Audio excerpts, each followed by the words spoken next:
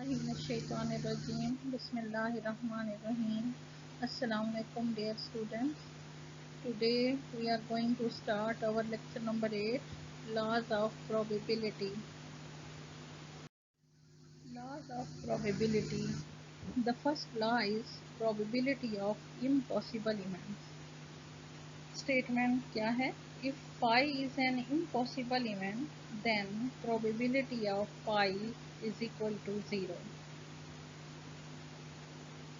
Proof इसका है, if phi and sample space are mutually exclusive and exhaustive, then phi union sample space is equal to sample space. Now probability of phi union S is equal to probability of S, and probability of phi is equal to 0, which is impossible event. The second law is law of complementation. Statement है, if A complement is the complement of an element A, then probability of A complement is equal to 1 minus probability of A. So, by the Venn diagram, A and A complement are mutually exclusive events. Mutually exclusive events कौन से होते हैं? Disjoint events which have no common elements. A union A complement, this is equal to sample space. Now probability of A union A complement is equal to probability of S, and as we know that probability of S is equal to 1, then probability of A plus probability of A complement is equal to 1, and probability of A complement is equal to 1 minus probability of A. Example is 11.17 from your book. Tossing a 3 coin, and we have sample space 2 raised to power 3, 8 elements in sample space. Head, head, head, head, head, tail, tail, head, head, head, tail, head, tail, head, tail, tail, tail, head, head, tail, tail, and tail, tail, tail. And A is the event that at least one head occurs. At least means greater than and equal to. One head occurs, x is greater than or equal to 1, means 1 and 2, यानी 1 head और 2 head, इसका ये मतलब है. A complement का क्या मतलब होगा यहाँ पे? No head occurs. No head occurs में कौन से आपके सैंपल पॉइंट्स आ जाएंगे? टेल, टेल, टेल, जिसमें कोई भी हेड नहीं है. सारी टेल्स, तीनों कॉइन्स के ऊपर टेल आ जाती हैं जब आप टॉस करते हैं. Then n of A complement क्या हो जाएगा? आपके पास 1 सैंपल पॉइंट है उसके अंदर, तो probability of A is equal to 1 minus probability of A complement, and it is equal to 1 minus 1 by 8, and it is equal to 7 by 8. अब 1 by 8 complement क्या होगा? 1 उसमें सैंपल पॉइंट है एन ऑफ ए कॉम्प्लीमेंट, और total कितने हैं sample points? वो हैं 8. ठीक है, तो किसकी इक्वल आ जाएगा probability of A complement? 1 divided by 8, क्योंकि आपको प्रोबेबिलिटी की डेफिनेशन पता है कि number of favourable outcomes divided by total outcomes. ठीक है, तो उसी फार्मूले को हम लेके चल रहे हैं. अब ये कॉम्प्लीमेंट लॉ आपने ऊपर पढ़ा है, तो ये उसी को यूज़ करते हुए हम इसको सॉल्व कर रहे हैं. ए की प्रोबेबिलिटी, इवेंट ए की प्रोबेबिलिटी किसकी इक्वल आ जाएगी? 1 minus probability of A complement, and it is equal to 1 minus 1 by 8 is equal to 7 by 8. जैसा कि आपको पता है कि total probability it is equal to 1. ठीक है, तो कॉम्प्लीमेंट लॉ जो हमने ऊपर पढ़ा है उसी को यूज़ करते हुए हमने इस एग्जांपल को सॉल्व किया. क्वेश्चन है 11.17 from your exercise. A marble is drawn at random from a box containing 10 red, 3 white, 20 blue and 15 orange marbles. Find the probability that it is orange or red, not red or blue, not blue, white, red, white or blue. Total सबसे पहले जैसे कि आपको मैंने पहले भी बताया कि प्रोबेबिलिटी का क्वेश्चन सॉल्व करने से पहले आप उसका सैम्पल स्पेस जो है वो डिज़ाइन करेंगे। अब इसमें सैम्पल स्पेस क्या होगा, टोटल मार्बल्स आपने देखने हैं। रेड मार्बल्स कितने हैं, 10 हैं। वाइट कितने हैं, 30। ब्लू कितने हैं, 20। ऑरेंज कितने हैं, 15। टोटल आपके पास 15 मार्बल्स हैं, ठीक है।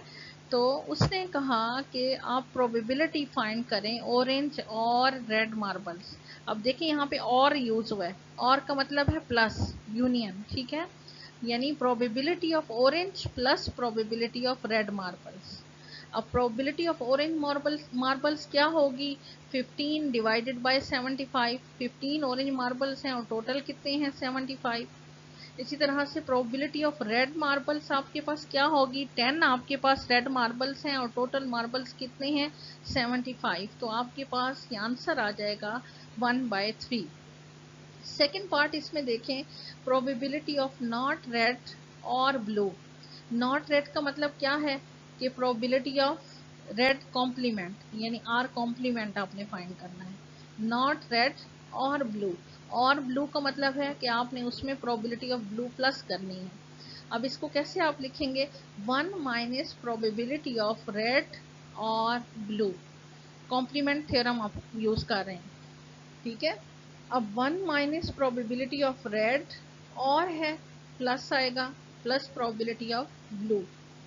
अब माइनस बाहर है, चूंकि जब अंदर वाले प्लस से मल्टीप्लाई होगा तो वो माइनस हो जाएगा, प्लस माइनस माइनस हो जाएगा। तो आपके पास क्या आ जाएगा, 1 minus probability of red minus probability of blue, ठीक है। 1 माइनस प्रोबेबिलिटी ऑफ रेड क्या है, red marbles 10 divided by 75, minus probability of blue marbles कितनी है, 20 डिवाइडेड बाय 75। तो इनको सॉल्व करने से आपके पास आंसर आता है 3/5। थर्ड पार्ट है probability of not blue. Not blue का मतलब है blue complement, and it is equal to 1 minus probability of blue, ठीक है। 1 माइनस प्रोबेबिलिटी ऑफ ब्लू कितने हैं, ब्लू मार्बल्स हैं 20 और टोटल मार्बल्स हैं आपके पास 75। तो क्या आ जाएगा, 20 डिवाइडेड बाय 75। तो इसको जब 1 से माइनस करते हैं तो हमारे पास आंसर आता है 11 डिवाइडेड बाय 15। फोर्थ पार्ट है प्रोबेबिलिटी ऑफ वाइट मार्बल्स, ठीक है। प्रोबेबिलिटी ऑफ वाइट मार्बल्स, कितने वाइट मार्बल्स हैं, 30 और टोटल मार्बल्स कितने हैं, 75। 30 डिवाइडेड बाय 75 आपके पास आंसर आ जाता है 2 डिवाइडेड बाय 5। फिफ्थ पार्ट है प्रोबेबिलिटी ऑफ रेड, वाइट और ब्लू। अब इसमें देखें, probability of red plus probability of white plus probability of blue. Probability of red क्या होगा, 10 divided by 75। Probability of white क्या होगा, 30 divided by 75। And plus probability of blue marbles क्या होगा, 20 डिवाइडेड बाय 75। इस सारे को सॉल्व करेंगे तो आपके पास आंसर आ जाएगा 4 divided by 5। The third law is addition law for not mutually exclusive events. Statement क्या है, if A and B are not mutually exclusive events, then probability of A union B is equal to probability of A plus probability of B minus probability of A intersection B. It states the probability of event A or B or both occurring is equal to the probability A occur plus the probability that B occur minus the probability that both events A and B occur together. Proof. We note that the set B minus A intersection B consists of the set of points in B but not in A.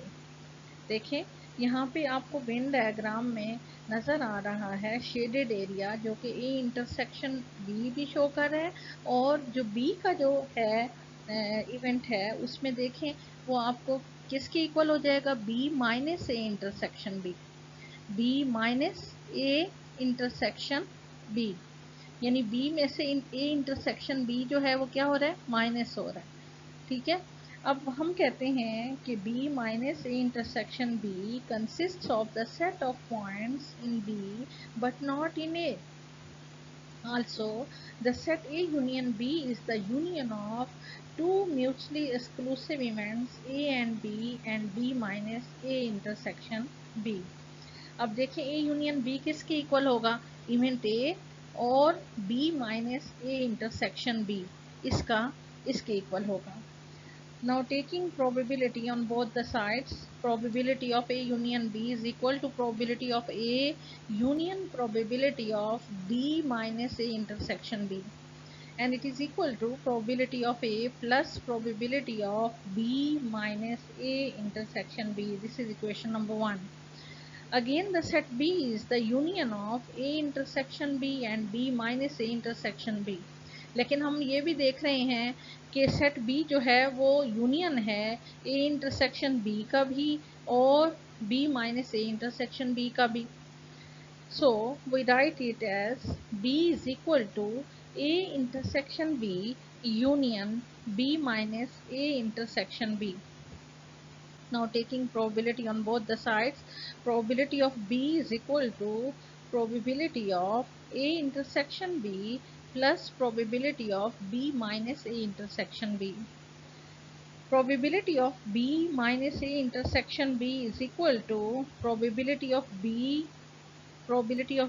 minus probability of A intersection B. This is equation number 2. Now making substitutions from equation number 2 into equation number 1, we get probability of A union B is equal to probability of A plus probability of B minus probability of A intersection B, hence proof. और इस तरह से हमने ये law prove कर लिया है. Now example 11.11 is A can solve 80% of the problems in a book, and while B can solve 60% of the problems. What is the probability that A or B will solve a problem chosen at random? अब और इसमें use हुआ है, ठीक है. Question में देखें और है तो क्या फाइंड करना है आपने, यूनियन.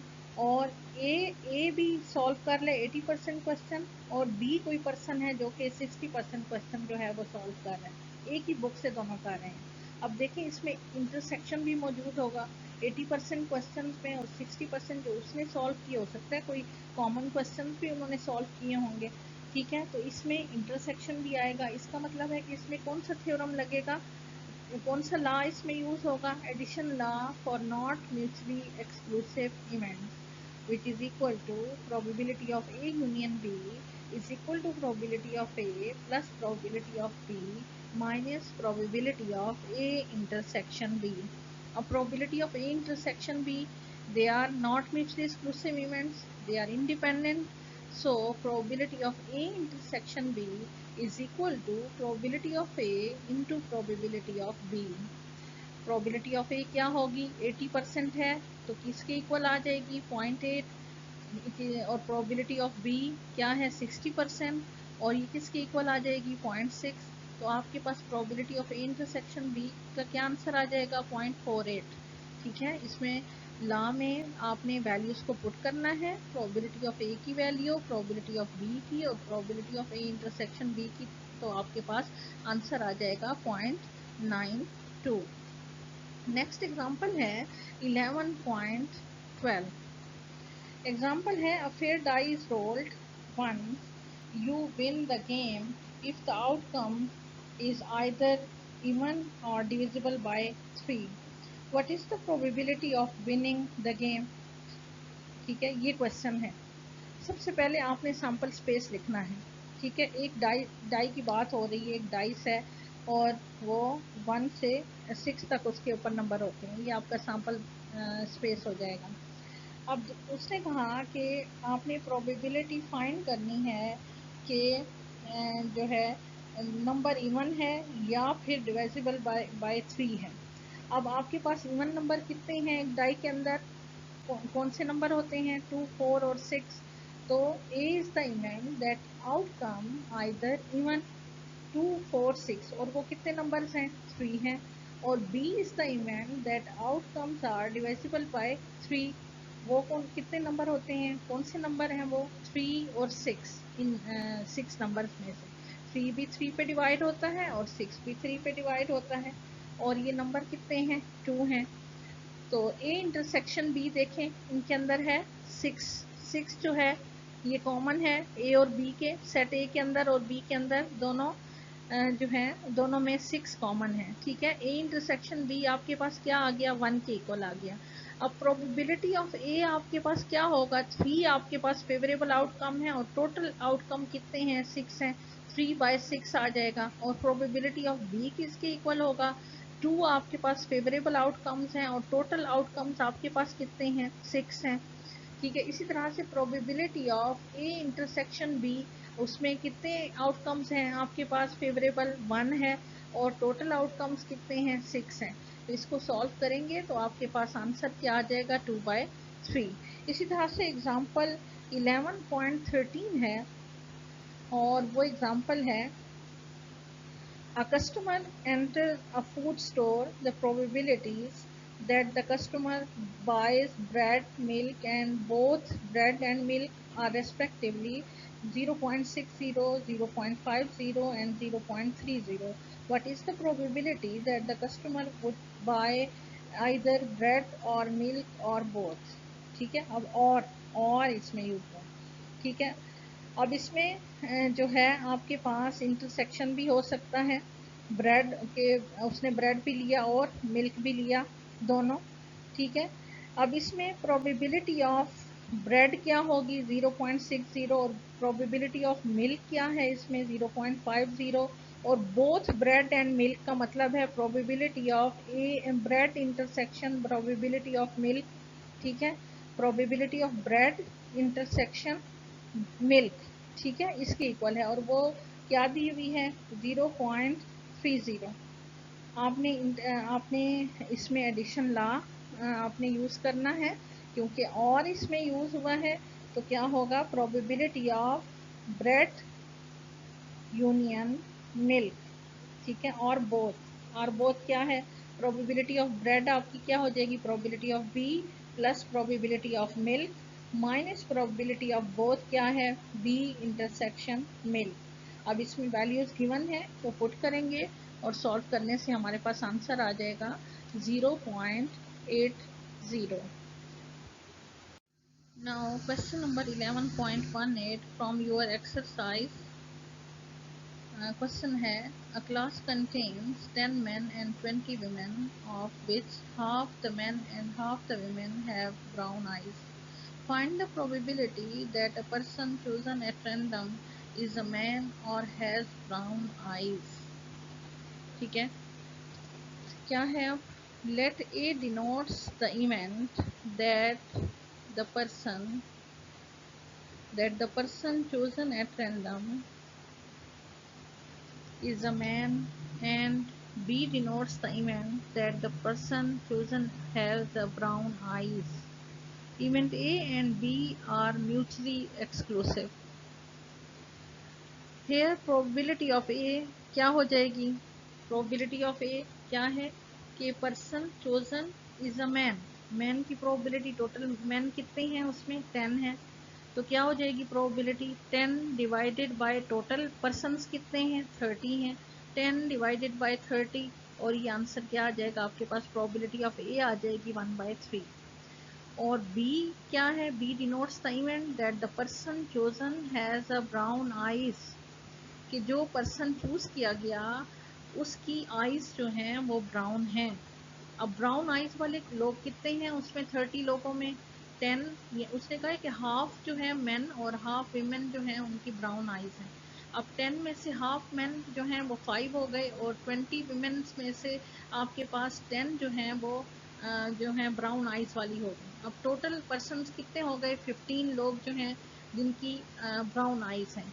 तो प्रोबेबिलिटी ऑफ बी क्या हो जाएगी 15 डिवाइडेड बाय 30 और ये इक्वल टू 1/2 आ जाएगा। Probability of A intersection B किसके इक्वल होता है, they are independent events, probability of A into probability of B and probability of A is 1 by 3 and probability of B is 1 by 2 and it is equal to 1 by 6. Now we have to find the probability that a person chosen at random is a man or has brown eyes. क्या होगा? Probability of ए और B. अब probability of A क्या है? Probability of man. ठीक है, वो क्या आई आपके पास? 1/3 and it is equal to 1/3 and probability of B क्या है? Having brown eyes. वो क्या है आंसर आपके पास? 1/2 minus probability of A intersection B. वो आपके पास आंसर है 1/6. इसमें वैल्यूज को पुट करेंगे, हमारे पास आंसर आ जाएगा 2/3. Question number 11.20 from your exercise. An integer is chosen at random from the first 50 digits. What is the probability that it is divisible by 6 or 8? इसका solution क्या है? Let A denote the event the integer chosen is divisible by 6 and B denote the event that integer chosen is divisible by 8. Then A and B are, A is this 6, 12, 18, 24, 30, 36, 42 and 48. क्योंकि sample space हमारे पास क्या बना? 1 से लेकर 50 तक जो है हमारे पास इंटीजर है. ठीक है, और A क्या है? Divisible by 6. अब 6 के उसमें लिखें 6, 12, 18, 24, 30, 36, 42, 48. इस तरह से B में क्या है? Divisible by 8. क्या होंगे? 8, 16, 24, 32, 40 एंड 48. अब A इंटरसेक्शन B इसमें देखें कौन कौन सी वैल्यूज हैं? 24 and 48. These are common values. तो प्रोबेबिलिटी ऑफ ए क्या हो जाएगा? कितनी वैल्यूज हैं उसके अंदर? 8 वैल्यूज हैं. ठीक है, और टोटल वैल्यूज आपके पास कितनी हैं? टोटल इंटीजर कितने हैं? 50. तो क्या आ जाएगी प्रोबेबिलिटी? 8 divided by 50. तो प्रोबेबिलिटी ऑफ बी देखें, उसके अंदर कितने सैम्पल पॉइंट्स हैं आपके पास? कितने इंटीजर्स आए हैं? उसमें 6 हैं. और टोटल कितने हैं इंटीजर आपके पास? 50 हैं. तो प्रोबेबिलिटी ऑफ बी क्या आ जाएगी? 6 डिवाइडेड बाय 50.